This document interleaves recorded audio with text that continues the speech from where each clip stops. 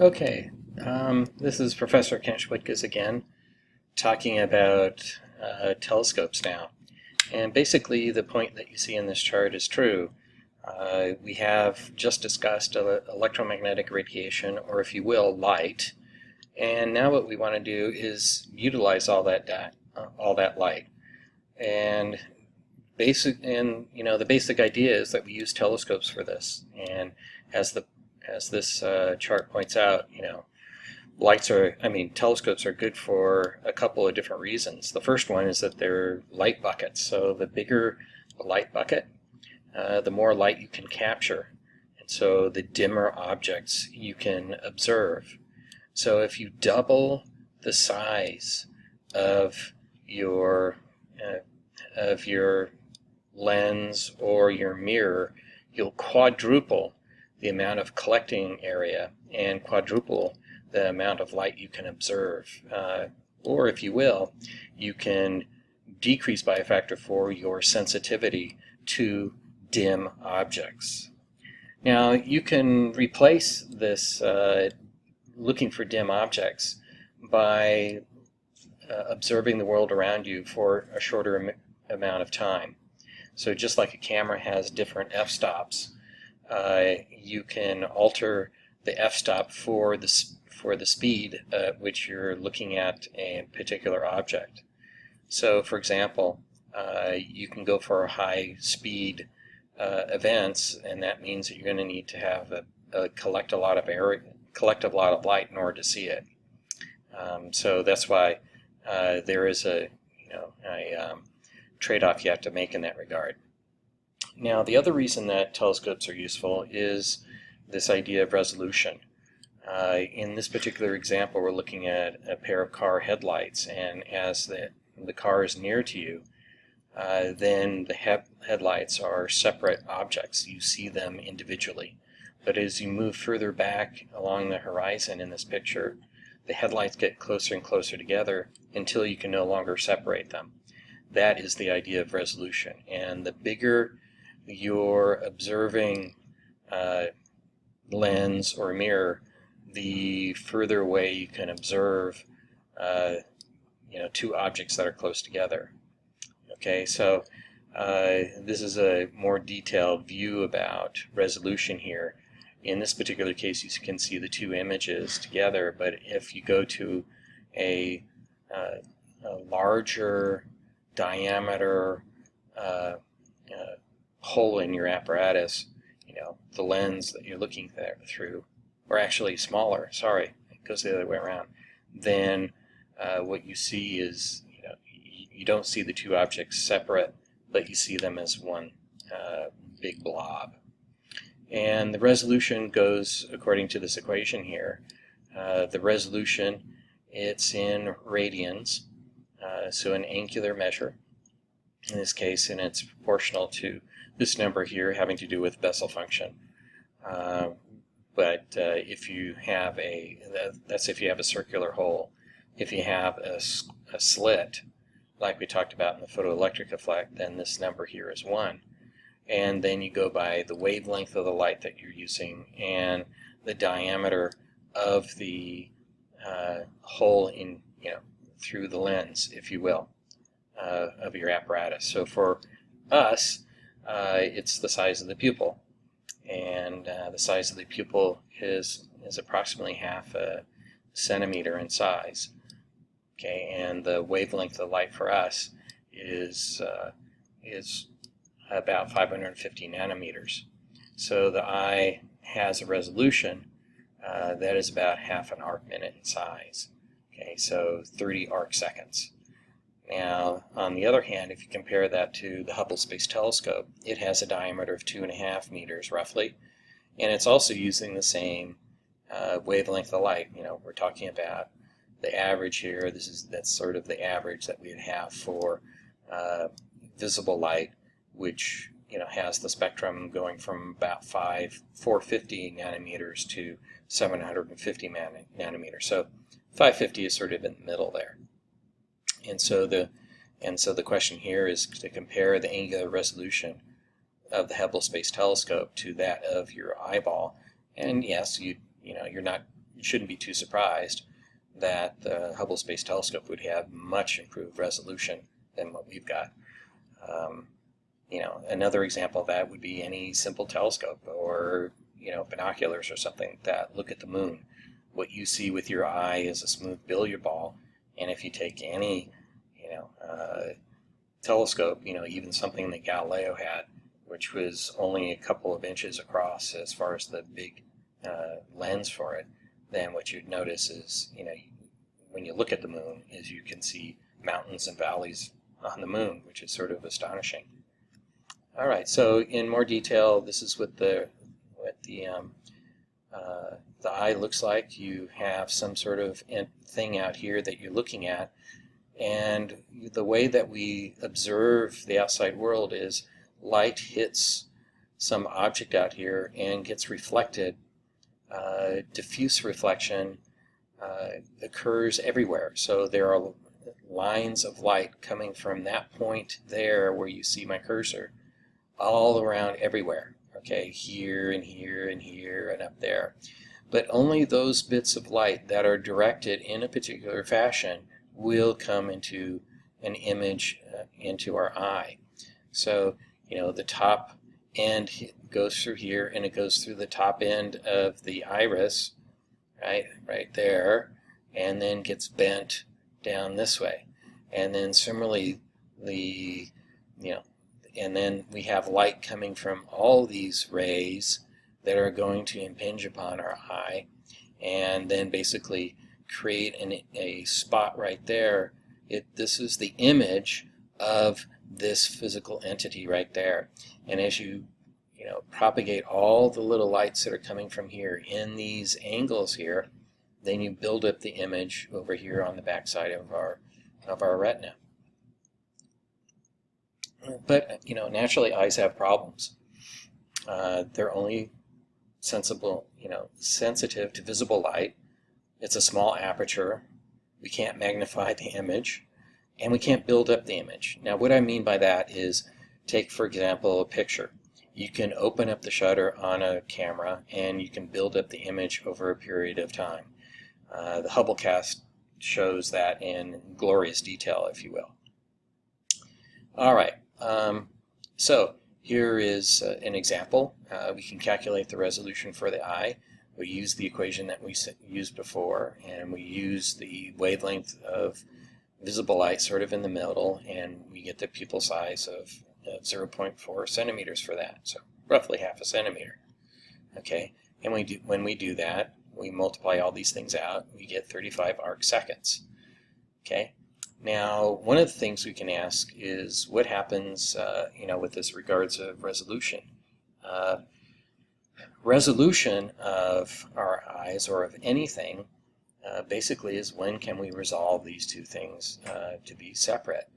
And if you will, we know we can now calculate the eye's resolution, which is 35 arc seconds, and we can compare that to the physical separation, the physical angular separation between those two headlights. And so a question can be asked, how far in the distance can you see two separate headlights?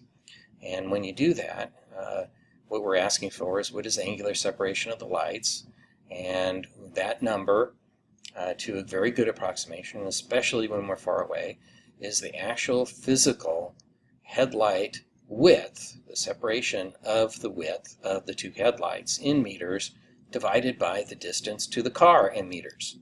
And that will give us, the angular separation between these two things. Okay, so if you presume that the headlights are about, 1 to 2 meters apart, then basically you come up with that the distance to that your eye would separate these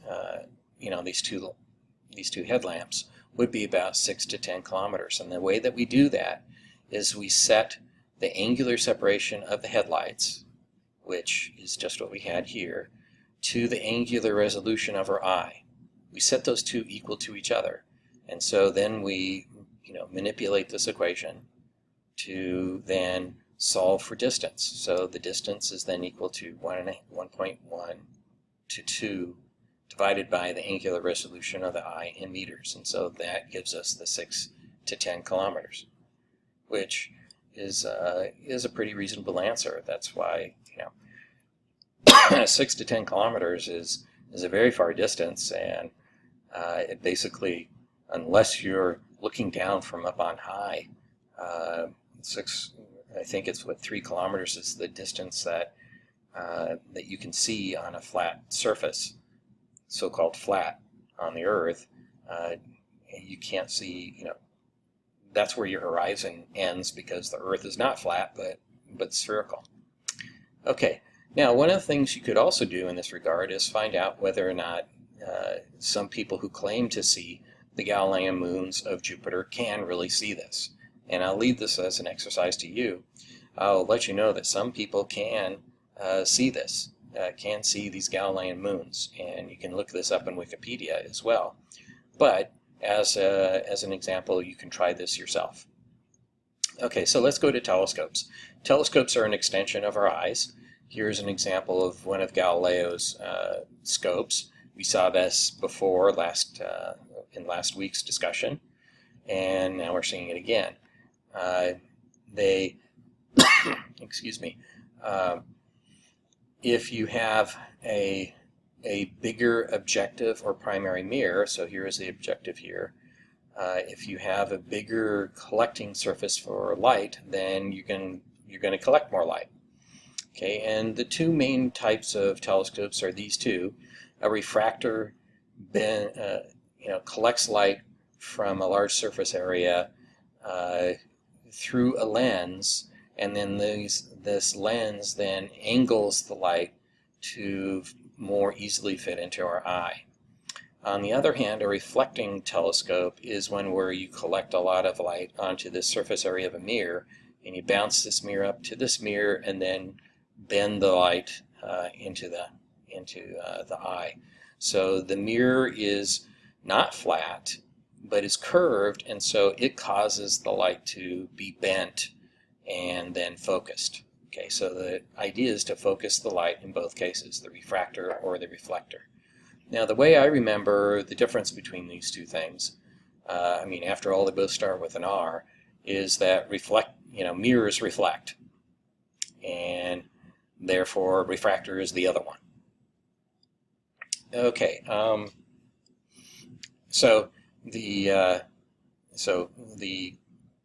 we have two lenses in refractor. One is to collect the light, and the other is to magnify the image. Okay, there are problems with refractors. This is a photograph of one of the largest ones that are still around. And as you can see here, these are some big deals. You have to make the tube here thin as possible, because after all, you don't want to lug around a huge mass all over the place. And then if you do have a huge mass, then this thing is structurally unstable. On top of everything else, the lens itself is a piece of glass. And glass, if you've gone to, for example, ghost towns and things like that, glass is a liquid. It may look solid, but it does run very, very slowly. So it sags, and periodically, I would imagine you would have to regrind it to get the flat surface again. On top of everything else, as it says here, light is absorbed in the glass. So here are some examples. We have one called the Yerkes telescope, and that's 40 inches across. And that's up in Michigan, I believe, or Chicago, those areas in the Midwest. And then we have one in California, the Lick Observatory, just northeast of San Jose. And I believe this is a picture of the Lick Observatory, perhaps, but it's, in any case, the difference between 36 inches and 40 inches is not very much, and you can see the size of the guy to it. 36 inches, 40 inches, we're talking about a meter in size. And again, here we have the little person here and this really, really long tube. Remember, there's nothing inside it, so all the structure of holding this really massive lens up here is this little teeny tube. Now there's another issue with refractors, and that is since you are going through a piece of glass, the glass is acting like a prism. I mean, that's why you're bending it. And that's why we also have these long tubes, because we want to minimize the difference in the bending of the light between blue light and red light. So that is called chromatic aberration, for color aberration. And what you see here in this picture is you have a couple of different images. You have a red image, and then you also have the other color images. So everywhere you see, these red fringes, that is where the red light is being focused onto. And if you're trying to get light from distant shores, as the Hubblecast would say, what you would want is all the light focused at the same place. Well, mirrors can act like lenses too, and so we have a picture here of going from flat plates to, less than, multiple flat plates until we get to a spherical shape, if you will, and we can get a focusing going on. So that's what Newton did, and this is a picture of Newton's telescope here. They still have a few of these around, and basically, this guy, was created about, 50 to 100 years after Galileo played with his telescope. And currently we build telescopes according to this design, but they are basically made out of flat mirrors, which are then twisted to give you the curvature. But there are a whole bunch of these flat mirrors, and they're small and they get modified. Modern telescopes are placed away from light pollution, high up on mountains to deal with less water vapor in the atmosphere, less clouds in the atmosphere, and you would want them preferentially near the equator, because then you can see all of the stars in the night sky. Remember, as you get closer to any one of the poles, either the North Pole or the South Pole, you're going to get more and more circumpolar stars. Therefore, you're always going to see one particular star, and you're not going to be able to see certain stars. On the equator, though, you can see everything. Here's an example of some of the issues having to do with viewing through the atmosphere, basically twinkling. I mean, we see this nominally here at sea level, and this is a picture from Astronomy Picture of the Day, and that's a picture of a particular star. Another example of twinkling comes from this Astronomy Picture of the Day. Here is the year and the date, and here we're looking at two different objects. One is Regulus and the other is Mars. And scintillation is basically a fancy name for viewing the effect of different types of refraction through the atmosphere. So here we have Mars, which is the red planet, and then we have Regulus, which is a blue star. And what we're seeing here is sometimes the blue star is yellow and sometimes it's red. That's because Regulus, being a blue star, is emitting light at all different colors of the spectrum. It's just emitting more blue light than any other light that we see. But periodically the blue light gets shifted away and we don't get to see it. And here we go with the picture of Mount Wilson. I like this picture because it shows us Einstein up there. I mean, Mount Wilson was the hotbed of astronomy during the change in the century from 1900s to 2000s. So in the early 20th century, this was the place to be. Mauna Kea is currently the place to be.